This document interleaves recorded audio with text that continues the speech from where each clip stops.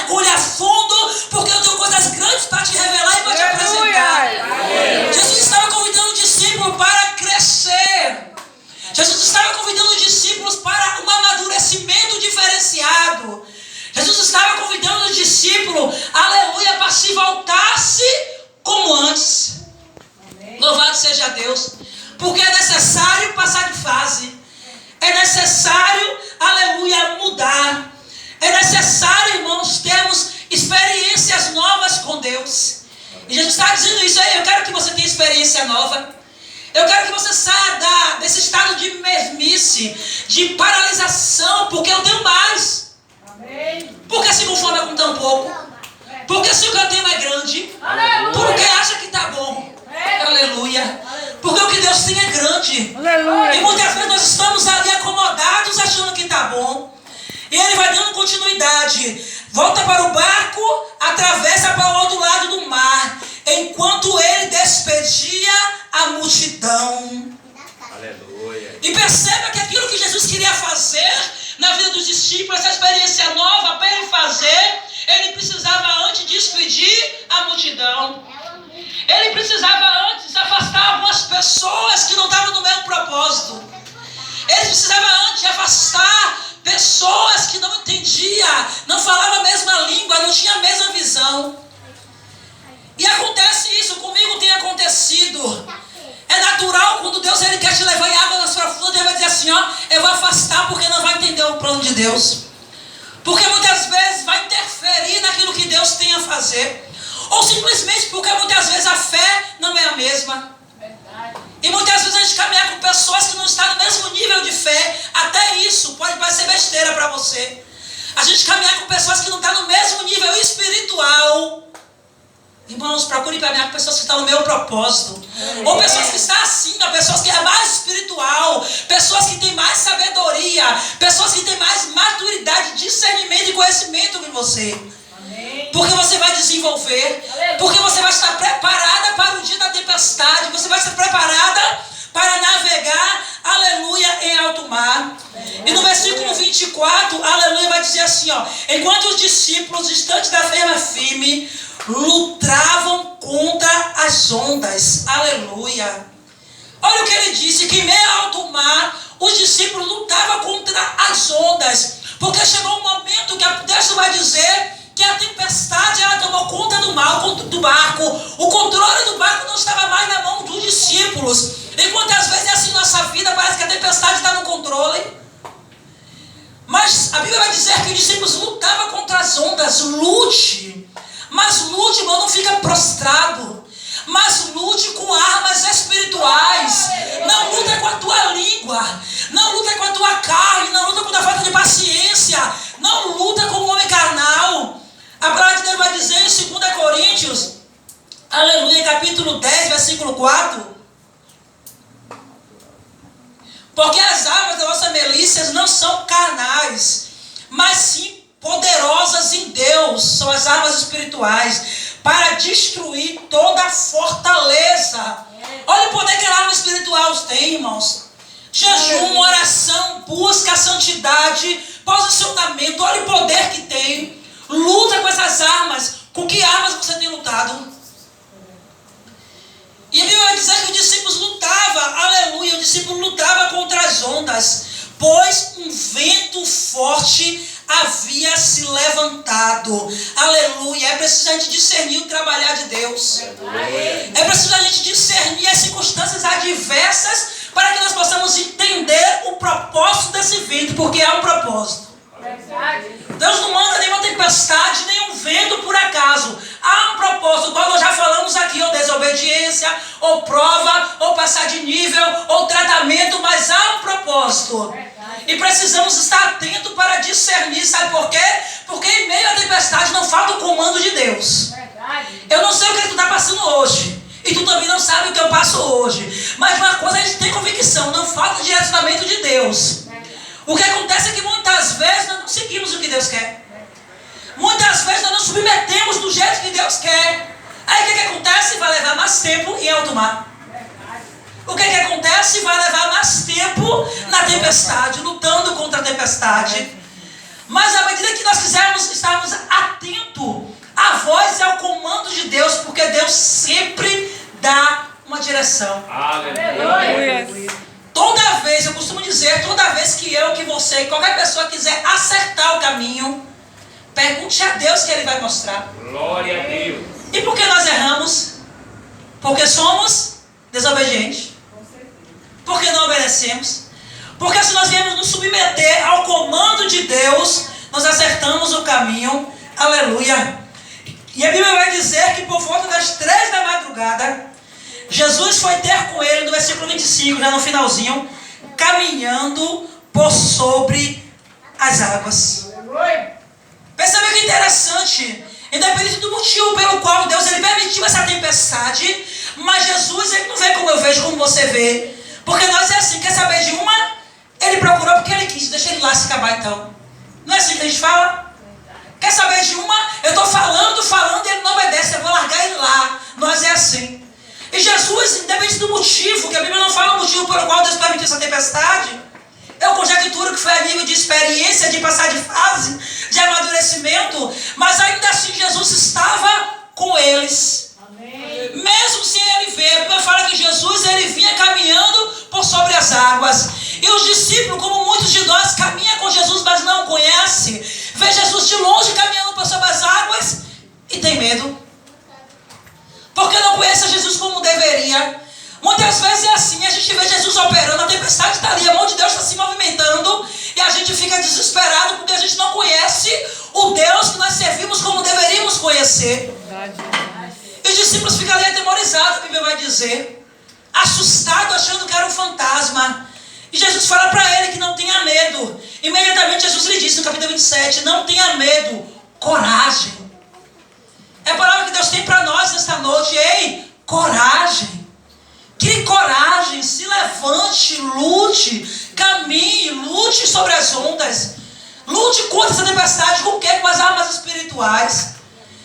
E a Bíblia vai dizer que Pedro, eu acho interessante porque Pedro é criticado por muitos, né? Porque ele era parecido com alguém que eu conheço, que tem atitude para falar, mas tem que frear a língua.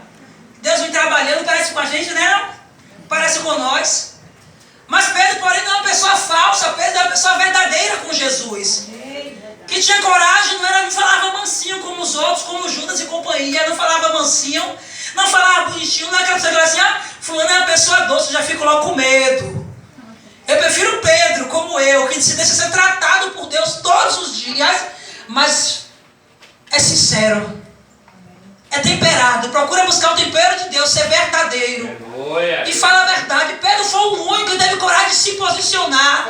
É isso que Deus quer de mim e você, posicionamento diante da tempestade. E Pedro se posiciona, Pedro chega para Jesus, tá bom, conjecturando, né? Isso aqui não está na Bíblia não, mas conjecturando no pensamento dele. Se ele está dizendo que é ele, então eu vou fazer prova. Mas ele diz aqui, está na Bíblia, se realmente tu faça com que eu caminhe por sobre as águas. E Jesus ele libera uma palavra sobre a prova que Pedro fez, porque não é errado, não é pecado fazer prova de Deus. Pecado é você fazer o erro, sem orar para saber se é Deus ou não no negócio. Mas você está na dúvida, faz prova de Deus. Senhor, tu está nesse negócio? É tu mesmo, Senhor, é minha carne, é meu pensamento.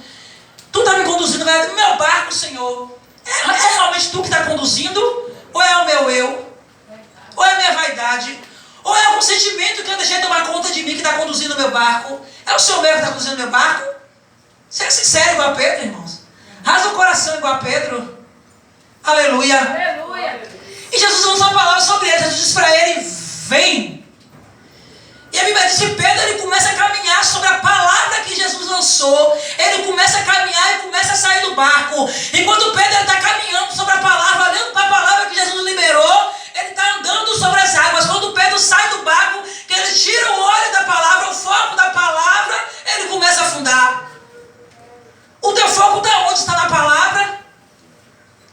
Ou está na circunstância, na situação? Ou está naquilo que tu vê, naquilo que tu ouve? Aleluia. Porque Pedro, enquanto estava dentro do barco, estava focado na palavra. Começou a sair, caminhar sobre as águas. Saiu do barco, parece que esqueceu a palavra. Estava dentro do barco, ouviu a palavra. Saiu da igreja, parece que não pratica a palavra. Lançou a palavra no vento, na tempestade. Então não adianta estar depois que eu sair, eu não praticar ela, porque é a prática que realmente vai transformar a minha vida. Amém. Mas Pedro, por um momento, aleluia, louvado seja Deus, caminhou pela fé. Pedro, por um momento, a fé fez com que ele caminhasse, com que ele dominasse a circunstância que é aquele mar. Ou você acha que quando Pedro saiu, Jesus falou, venha, que ele foi, você acha que o mar se acalmou? Minha irmã, se for no tempo de hoje, pela fé, quando tu vai, repare quando tu está ali naquele momento, ali, buscando mais, com mais intenso, com mais intensidade, o diabo se encarrega logo de aumentar a fornalha, se aquecer, mais ainda do que já está aquecida. Tanto que tem gente que até desiste, né? Pô, parece que está buscando mais, piorou, vou parar um pouquinho. Tem gente que está errado, viu? Eu encontrei uma irmã evangelizando na rua um dia desse, afastada porque ela me disse isso. Ah, irmã, eu estou buscando, eu estava buscando, piorava. Acho que ela tinha 4 vezes ia para a igreja e saía, ela não conseguia se firmar. Porque quando ela buscava, piorava, ela saía, dizendo ela que melhorava. O diabo gosta de iludir, ele sabe como enganar a crente. Não caia dessa não, irmãos. Mergulha, porque o mesmo Deus que permite a fornalha aquecer, é o mesmo Deus que manda o quarto homem para te dar o livramento. Aleluia! Mergulha, porque é o mesmo Deus que permite com que as coisas estreitem, é o mesmo Deus que está no controle da solução e da saída. Mergulha a fundo. Mas Pedro, ele começou a caminhar, creio eu que a tempestade começou a ficar mais revolta ainda. Aí Pedro começa a caminhar. No momento que ele estava ativo com a fé dele, ele não estava olhando, ele dominou a circunstância. Caminha focado na palavra. Caminha olhando, aleluia, ligado na palavra que Deus liberou sobre a sua vida.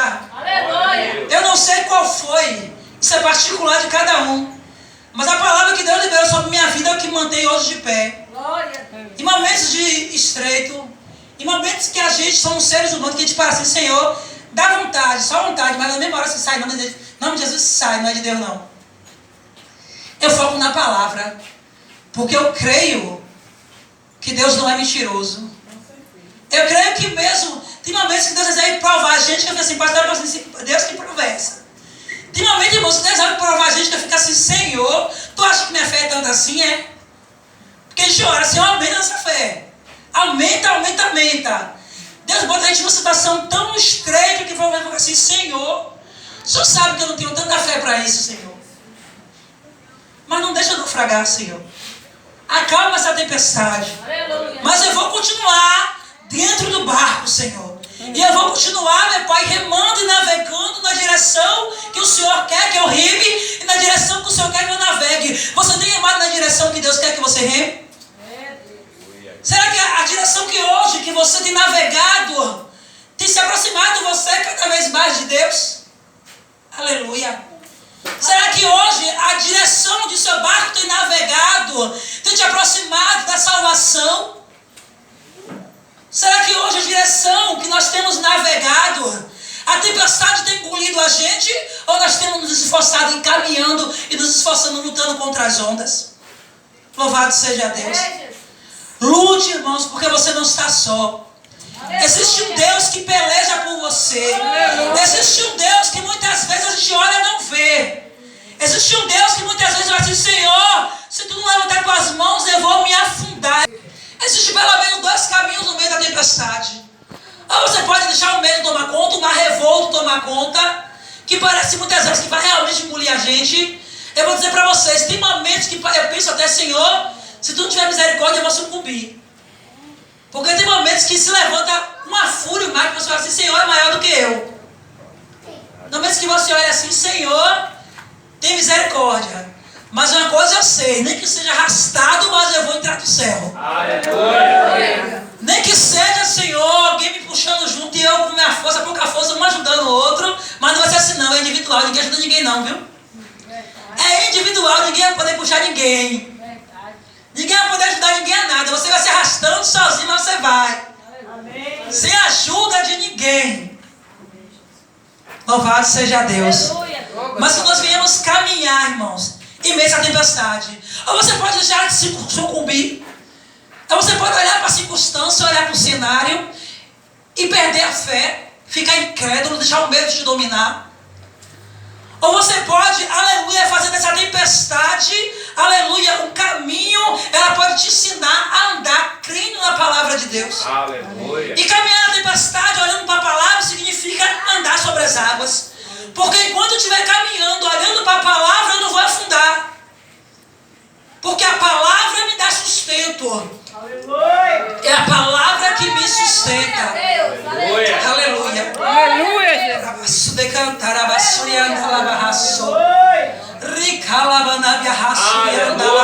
Se apegue à palavra. Se apegue à palavra de Deus. Porque ela não é mentirosa. Está escrito: Deus vela para que se cumpra. Amém. João 13:7, se não falar memória, vai dizer: o que eu faço hoje, tu não entende, mas amanhã você vai entender. Aleluia. É nossa alegria.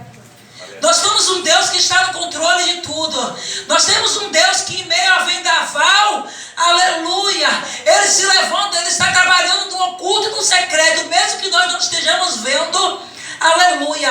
Vai chegar um dia que Ele vai se levantar. Glória a Deus. Vai chegar um dia, aleluia, que Ele vai nos surpreender. Aleluia. Aleluia. Porque esse Deus é poderoso. Porque os ventos contrários não anulam a vontade de Deus. Os ventos contrários não anulam a palavra de Deus. Aleluia. Mas se tu não vigiar, os ventos contrários vão te afastar da presença. Porque o propósito dele, do inimigo, é esse também. É utilizar o vento para querer te arrastar. Como, irmãos, você está dentro do barco, mas longe da presença. Porque estar na casa não significa estar com a presença. Eu só lembro quando eu falei, só lembro da dracma, que ela estava perdida dentro de casa. Perdeu a dracma dentro de casa. E a história dessa dracma é interessante. Eu não lembro exatamente, mas vou contar que eu lembro. Qualquer coisa o pastor me ajuda. O pastor está aqui. É interessante, a dracma é como se fosse o dote da noiva. É como se fosse hoje, quando a gente fica noivo, o símbolo é aliança, né? O noivo vem dar uma aliança, bota na mão de cá. Até o dia do casamento a gente vai utilizar essa aliança, né? E depois a gente troca para a mão de cá. Mas o símbolo é aliança. Mas antigamente, na tradição antiga do povo judeu, a dracma é como se fosse uma coroa cheia de moedas, né? Um colar cheio de moedas. E nesse colar havia 10 moedas que chamava de dracma. 10 moedas. O noivo dava para a noiva no dia do noivado. Só que aquela noiva tinha que cuidar daquelas 10 dracmas, porque vai chegar o dia do casamento. E se ela perdesse uma dracma, o noivo poderia não querer mais casar com ela. No dia do casamento ela tinha que levar a coroa. Ela prendia no véu. A dracma vinha, prendia aquele véu, prendia na dracma, prendia na cabeça, colar. E a dracma tinha que estar presa ao véu, mas ela não podia perder uma dracma. E é assim nós na igreja. Deus ele nos dá, aleluia, várias dracmas, são mais de 10. Para esse, na cultura judaica era apenas 10. A salvação, a santidade, a libertação, são coisas que a gente pode cuidar, a gente tem que cuidar até o dia do casamento. Nós temos que apresentar tudo isso para o noivo, como através de minha vida. Nós temos que cuidar. Por isso, uma vez eu perguntei, meu Deus, por que essa mulher tem tanta tribulação procurando uma moeda? Quando você entende a história, você entende que faz sentido. Ela era a noiva que precisava estar adornada para o dia do casamento com o noivo. E se ela perdesse uma moeda, uma dracma daquela que fazia parte da coroa do casamento, ela no dia do casamento, não quero casar com você mais não, porque você perdeu aquilo que era para ter guardado para que o casamento acontecesse. Louvado seja Deus. Mas ela estava perdida dentro de casa, mas ela procurou. Que nós viemos procurar aquilo que nós se perdeu com o tempo. Porque todos nós temos algo que se perdeu com o tempo. Todos nós temos algo que nós devemos voltar para o barco. Voltar mais para Jesus. Se voltar mais para perto, todos nós. Se fosse para falar aqui, todo mundo dava um bocado de lista. Às vezes a gente tem mais de uma coisa, cada um tem sua, né? Cada um tem sua, sabe de si mesmo. Mas enfim, que nós viemos mergulhar, irmãos. Que nós viemos, aleluia, voltar para a vontade de Deus, irmãos. Aleluia. As pessoas geralmente, quando a gente ouve essa mensagem do barco, né? A gente costuma dizer, Deus vai te tirar dessa tempestade. Deus vai te dar, não. Deixa eu te falar uma coisa, eu não gosto de falar o que Deus não manda. Porque nós temos compromisso com Deus. E maldito é aquele que falar o que Deus não mandar. Então a gente sabe que a tempestade está aí, mas a tendência, infelizmente, é piorar. Estamos vivendo os últimos dias. Ninguém aqui é Alice para viver no mundo da maravilha, para dizer, ei, aquilo vai passar. Pode passar uma, vai vir outra. É, aquele que quer viver verdadeiramente na palavra de Deus, a tempestade vai vir e vai vir com força. Verdade. A não ser que você se venda. A não ser que você que corrompa, que você, aleluia, negocie seus valores e princípios. Negocie aquilo que a Bíblia diz que é inegociável. Aí vai passar. Porque você vai estar no comodismo e não vai incomodar o inferno. Mas se tu viver na presença de Deus incomodando o inferno, tem tempestade. Mas não vai faltar Deus nela. Isso eu posso dizer com certeza, que em todas elas Deus vai se levantar. Mas que acima de tudo, em meio à tempestade, Deus ele vai te dar estrutura para passar essa tempestade. Vai te amadurecer.